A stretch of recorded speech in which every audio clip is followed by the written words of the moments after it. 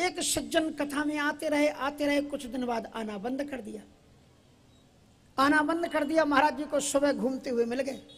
महाराज जी ने कहा कि अरे शुरू में तो तुमने खूब कथा सुनी, अब आना बंद क्यों कर दिया? बोले महाराज हम तुम्हारी तरह साधु थोड़ी है, हमारे तो घर बाल बच्चे हैं, घर परिवार वाले, अब कथा ही सुनते रहेंगे, हमें कोई काम नहीं है। इसलिए ठीक है, समिति वालों ने कहा था 2 दिन आ गए, लास्ट में फिर आ जाएंगे।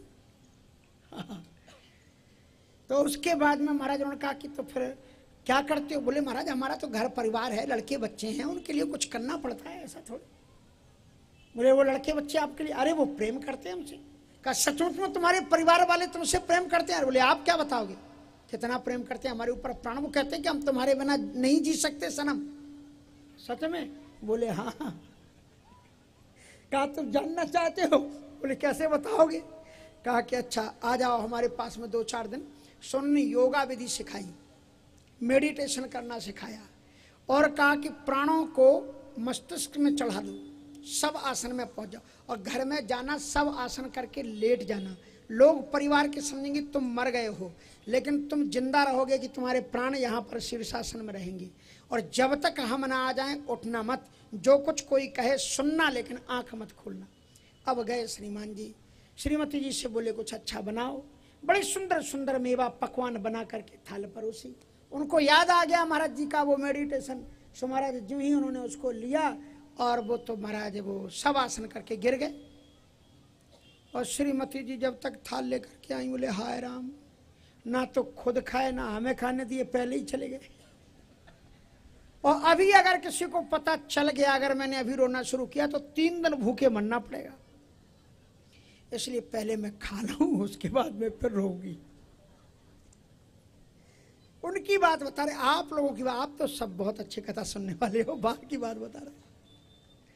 सो खूब माता जी ने अंदर में बोरा भर भर के खाया। खाने के बाद में फिर लाई और बीच आंगन में करके फिर आधा उसको पीटे और आधा हाय मर गए। और बाद फिर रोना शुरू किया। अरे माता जी आए तो वो तो चीख चीख करके ऐसे गिर गिर पड़े, उनके बाल खुल गए। हाय राम हाय राम, वो भी रोए। पिताजी मस्तक ठोके, भाई लोग अपने हाथ, हमारा हाथ कट गया। पिताजी कहें हमारा बुढ़ापे का सहारा चला गया। माताजी कहें मेरी गोद सूनी हो गई। और पत्नी कहे कि मेरा तो सिंदूर उजड़ गया।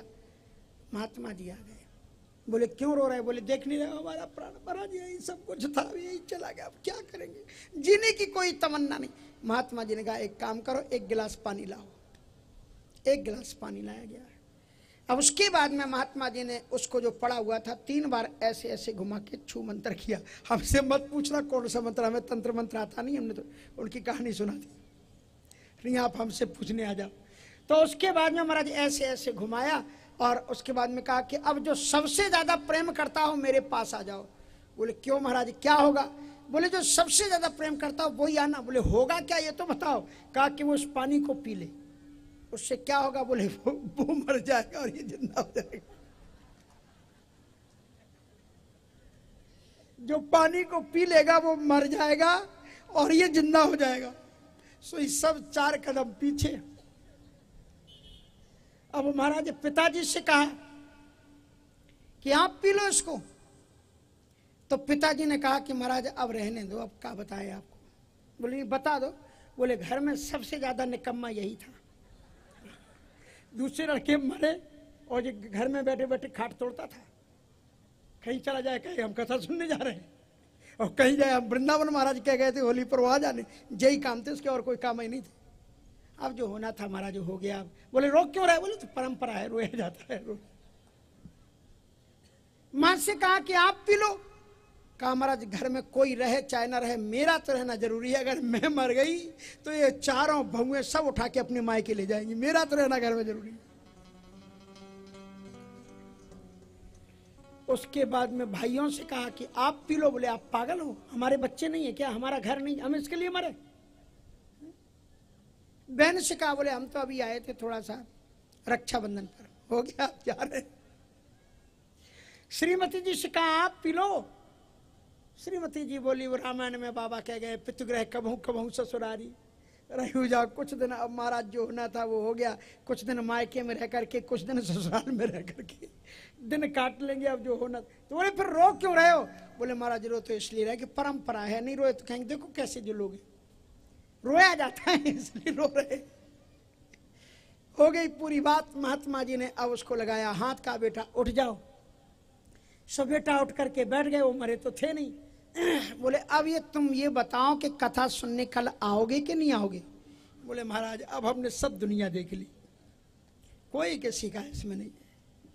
जिंदगी जब तक रहेगी फुर्सत न होगी काम पे, कुछ समय ऐसा निकालो प्रेम कर लो राम से।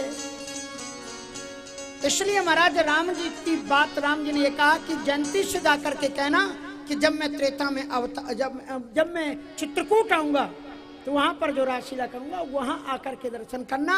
संकेत है एक बार चुन कुसुम सुहाए, निज कर भूषण राम बनाए, सीताएं पहराए प्रभु सादर, बैठे फटिक सला पर सुंदर।